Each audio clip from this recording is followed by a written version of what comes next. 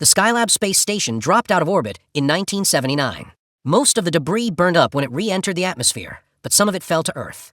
NASA said they found every piece, but they were wrong. Enos rides his bike to a petrol station in Western Australia in 2007 in the middle of a sandstorm and telephones biochemist Martins, who is in Italy at the time. Enos anxiously says that he has attempted to communicate with a lot of individuals at NASA, but no one will listen. He says that people in the area are dying because something came out of the Skylab's tank that crashed in Australia 18 years ago. Martins tries to gather additional information, but the storm gets harder and cuts off the call. Martins shows up at the same petrol station 27 hours later and meets Major Robert and Lieutenant Trini, who work for the Defense Threat Reduction Agency, DTRA.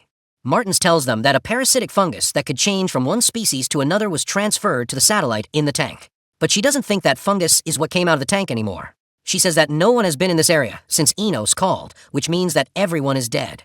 The three of them put on hazmat suits and start looking around with their body cameras on after Martins injects herself with medicine in case of deadly allergens. Trini wants to know why NASA sent a dangerous microbe into orbit. Martins says they hope to make an antifungal drug for astronauts. The group has 14 houses and 12 automobiles, but no people. They finally reach the tank, and Martins sees that the residents tried to clean it with a traditional remedy consisting of potatoes and dish soap. The Skylab Museum is where it is. There are a lot of old newspaper articles about the crashed satellite there. Martins uses a magnifying glass to look for tiny cracks and recognizes that the potato mix poured into the tank, which fed the fungus. It may readily grow with only a little water. Martins sees a green stain on one of the cracks. She begs Robert to hold her as she looks closely and sees that the green fungus has expanded and changed. The fungus suddenly moves and lunges, making Martins step back in dread. Trini says she spotted a body, and Martins proceeds to join her without seeing that some fungus is sticking to her boot. It eats through the sole and gets into the hazmat suit. They locate a victim on the roof with the whole chest cavity ripped apart. The plates on the cranium are all broken too. Robert turns around and sees that all the people in the town are dead on the roofs with the identical wounds. Martins thinks that the fungus made them climb to the roofs and wait to burst so that it could grow and spread. All of a sudden, the dead man's head bursts open and shows all the fungus inside. Then Martins goes back to the tank to retrieve a sample and says that something like a spore must have gotten in after re-entry, which suggests that a new species has been formed. The group gets started after they have the sample. When the fungus gets into Martins' body, she starts to feel hot and smell burnt toast inside her costume. Soon, she gets so dizzy that she can't walk and throws up green fungus into her helmet.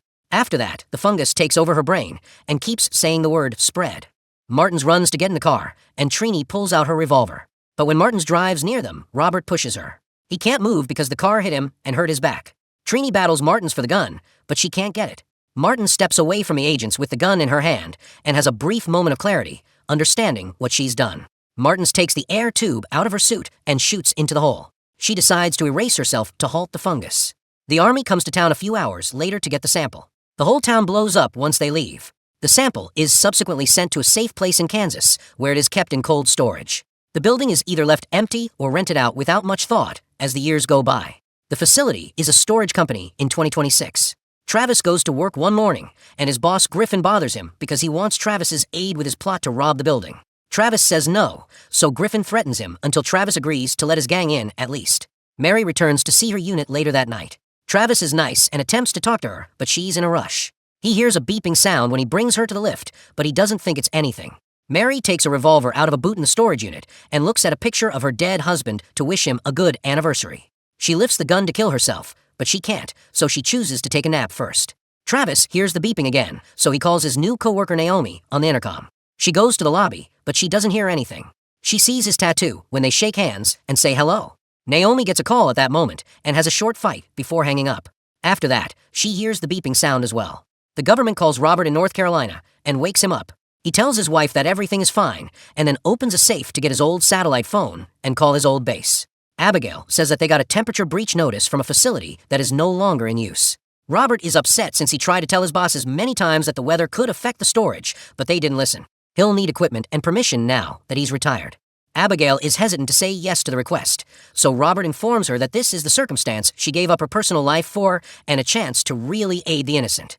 Travis and Naomi find out that the noise is coming from behind a wall at the facility. Naomi doesn't answer the next call and says it's her child's father. Then she says she wants to tear down the wall to find out where the noise is coming from, but Travis says no since he doesn't want to lose his job. Naomi knows his tattoo is from prison and thinks he's on parole, so she begs him until he agrees. Travis comes some tools and tears a hole in the wall. Inside is a room with a big computer. He steps inside to get a better look, but Naomi is the one who figures out that this is a temperature control panel. After destroying further of the wall, she goes inside the room with Travis, who tells her that this building used to be a military storage space. Naomi sees that there are lower levels on the map on the wall and takes a picture. She wants to see them, but Travis doesn't, so she starts begging again. Travis finally loses it and says that he spent his entire being easy to get along with, which is why he is now in jail. Naomi says she's sorry for being pushy, and Travis knows that she'll look into it with or without him, so he decides to go with her. The two of them take the elevator and use the map to discover a door in the janitor's closet. It looks locked, but a simple kick opens it, and they find another secret room. When they go inside, an alarm goes off for a second. They glance around and see a lot of 1970s equipment like hazmat suits. They find the ladder that leads to the lower floors at the end of the hallway. It looks like it's around 500 feet long, so Naomi tells Travis to go first. They notice a door that says DTRA access only on it in the lower levels. They open the door anyhow because they don't know what the DTRA is. On the other side, there is a huge pipe with freezing water and a sealed room. There are rats in a corner that are coated with fungus and can't move because their tails are all knotted up. Some of them are even eating one another. While Travis moves away from a lunging rat, Naomi glances through the window on the door to the chamber and sees the fungus spreading on all the walls. There's also some fungus on the door, but Travis stops her before she can touch it. After Naomi says the door is hot, the two of them agree to leave. Mike parks his car outside and strikes the steering wheel in anger. Then he looks at his revolver for a while before calling Naomi and telling her he's the father of her kids. She doesn't answer, so he leaves a message saying he's in danger and that she hasn't been answering his calls. When Mike hears a disturbance coming from his trunk, he rushes to check it out and is surprised when the door moves. He finds out that the cat he believed was dead is actually alive when he opens the trunk. Mike says he's sorry for shooting him, but the cat turns around and shows that half of his face is missing because of the fungus. It hisses at Mike and jumps out of the trunk to throw up fungus on the ground. Then the cat climbs to the roof and up the antenna, where he kills himself. The antenna goes through his head, and then the whole body explodes, sending contaminated blood down on Mike and several nearby deer. The fungus quickly moves to Mike's brain, causing him to pass out and puke up for several minutes. Then it tells him to find additional people, which Mike knows is okay with Naomi. After getting his gun, he goes into the building with an infected deer behind him. Robert is watching the video of Martin's death on a DTRA jet. At that moment, Wesley, the new head of their section, calls him. Wesley thinks Robert is too focused on a closed case and is now overreacting to what is probably just a broken circuit. They argue for a brief while before hanging up. Abigail then contacts Robert and tells him that she agrees with him because she has read his report on the incident in Australia. Robert sends Trini a message that talks about Item 7 and says that his line isn't safe, so she'll constantly have to call. Wesley finds Abigail on her personal phone, and she pretends to be talking to her boyfriend about a pregnancy fear to get him off her back. The two people search for the acronym on the internet and find out that it stands for the Defense Threat Reduction Agency. They are astonished to discover a deer in the elevator when they leave the janitor's closet. Travis is confused about how this could have happened, then a flashback tells him what happened. The fungus broke out of its cage years ago and went through a hole in the door. A roach ate the fungus a few hours ago and got sick too. A rat tried to capture it, but the fungus got stuck on its nose too. The roach crawled into the vents and then out onto the street where Mike's automobile ran over it. The fungus crawled up the tires and into the trunk to bring the dead cat back to life. Travis and Naomi hurry back to the lobby, but all they see is the deer coming out of the lift. It runs after them when it spots them. Naomi pulls Travis out of the path just before the deer blows up. The antlers fly off and hit the wall. Then Mike gets out of the lift and says he shot Naomi's parents' cat, which she really liked. He takes out his rifle and yells at the two people, telling them to open their mouths so he can spew up in them. As Mike starts shooting, Travis and Naomi rush away, and the gunshots wake Mary up. When they hear Mike coming after them, they escape to hide in a random storage unit. Sadly, the door is stuck, so they can't close it all the way. Mike continues along the hall without seeing them, but something falls behind him on the floor. Travis swiftly takes it inside the unit, and Mike leaves without seeing anything. The two are glad to be safe, but when Travis steps back, he hits a lot of things and makes a lot of noise. Mike comes back soon and tries to get into the apartment. The two of them struggle together to force the door down and finally close it. Mike needs to pull out his bleeding hand, which now has a lot of shattered fingers. After that, Naomi looks online for a number they may call for aid. Trini picks Robert up at the airport and tells him they need to stop to retrieve Item 7 before going to the scene of a crime. At that point, Abigail telephones Robert and tells him that there is a civilian from the institution on the other queue. She connects both calls so Naomi can tell Robert what happened as Mike keeps banging on the door. Robert promises Naomi that he will be at the facility shortly and tells her what to do after he realizes that the fungus is discovering new methods to spread. They can't touch the fungus, they can't talk to anyone who isn't Robert or Abigail, and they have to keep concealed. Trini believes that the two of them will probably perish after Robert hangs up. Travis and Naomi are arguing about whether or not the fungus infection is a zombie when they hear a commotion outside. Griffin and his gang have come to steal from a storage unit. The party goes inside and sees the hole in the wall and the deer's body. Griffin then grabs the intercom and threatens Travis for damaging his business. Then they go to storage locker and take a lot of TVs. Robert and Trini cross over a fence and break into a house. There, they open a chest and obtain item 7. The owner of the residence stops them from leaving with a weapon. But this is Trini's son, so she says some nice things to him to keep him busy, and the two of them are able to leave the house without too much trouble. Robert yells at Trini for having something so hazardous in a civilian house, but Trini doesn't see the problem and hugs him. She tells him to leave her alone because she's too slow these days and would simply get in the way. Robert talks to Abigail while driving and tells her that the fungus will spread too quickly to be halted if it rains. He needs satellite reconnaissance since any infected being will show up on radar as having strange heat patterns. To get to it, Abigail will have to ask for some favors. Travis wants to leave the facility, but Naomi feels it's too hazardous. They fight, and this time Travis wins, so they leave the unit.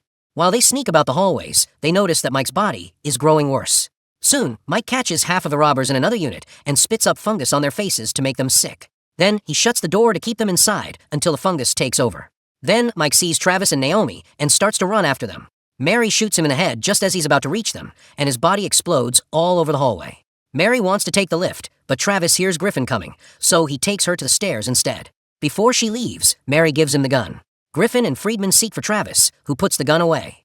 The other criminals outside get bored of waiting and leave with the few TVs they were able to seize. Travis tells the men to leave Mike's body and face them. The thieves who are infected are starting to lose their heads and bang on the door in the closed unit. Travis tries to explain that they're very sick, but Griffin still wants him to open it. He stumbles on the blood while trying to scare Travis and accidentally pulls the trigger on his revolver, hitting him in the arm. Travis, who is hurt, cautiously walks up to the unit, but instead of opening it, he locks it. Naomi sprays Griffin with a fire extinguisher before he can do anything. They are able to escape by flooding the hallway with fog. Friedman is sick of Griffin's incompetence and tries to take the gun from him, but Griffin hits him. Then he tells the burglars in the unit that they have his key, so they lift the door just enough to give it back. Griffin is scared to see how bad his friends are as he opens the door. Friedman is horrified and walks away, but he slips on the blood and falls on the fungus, which makes him sick as well. A thief inside the unit says she doesn't feel well, and then blows up. The two finally encounter Robert when they come out of the building. Robert offers them a rifle and hazmat suits when Abigail says they are both healthy. He wants them to go back inside and put up item 7, which is a bomb. Travis is scared of the concept of killing people, but Robert tells him that the explosion will be kept underground and that it's the only way to save the planet from the fungus. Robert will stay in the parking lot to block any infected people from getting away. The two of them put on hazmat suits, take the explosives, and go inside. Robert then starts cutting the tires of every automobile in the parking lot so that no one can get away in them. Abigail tells him that someone warm is coming up behind him just before Friedman shows there. Robert swiftly shoots him a couple times and kills him, but turning around so quickly hurts his back, and he falls. Robert shoots all the bikes after Friedman blows up and starts a minor fire. Griffin hears the explosion on the stairs while trying to keep his sick buddies in check with his revolver, but one of them goes back. Travis and Naomi get to the chamber and find that the fungus has spread to the room next door as well. They need to stop it before it gets to the pipe. When they set the bomb down, they are surprised to learn that Robert has already triggered it. They barely have 6 minutes to get away. The countdown goes wrong, and the minutes tick down faster as they start to run as quickly as they can. Robert sees that the fungus from Friedman's body is coming for him outside. Griffin pushes the sick Robert toward the door, and Robert shoots him right away. He also tries to shoot Griffin, who runs inside to hide. At that point, the body of the infected Robert sits up and talks. Griffin, scared, shoots him and then goes outside. Trini shows up just in time to murder Griffin before he can shoot Robert. At the same time, the last infected Robert blocks Naomi and Travis's way. Naomi doesn't think twice about shooting her down, and the two of them finally get out of the building. Trini lifts her gun, but Robert tells her they're clean. The group helps Robert move, and then they all get in the car and drive away as fast as they can. Finally, the bomb goes off, and it's so strong that it destroys the land as well. Naomi drives the car as fast as it will go, avoiding falling debris and staying ahead of the ground that is collapsing. The explosion finally stops spreading after a few seconds, and the group gets away safely. Abigail doesn't see any red on the radar anymore at the base, and an alarm goes off to warn of a nuclear event. Wesley is on the news the next day, and all the reporters chew him out for not taking the fungus seriously. Abigail goes to the hospital to see Robert and thanks him for reminding her why she joined the DTRA. Naomi brings Travis to the park to meet her daughters. In the woods, a deer spits up the fungus. To see more videos like this, make sure to subscribe, like, share, and enable notifications. Thanks for watching.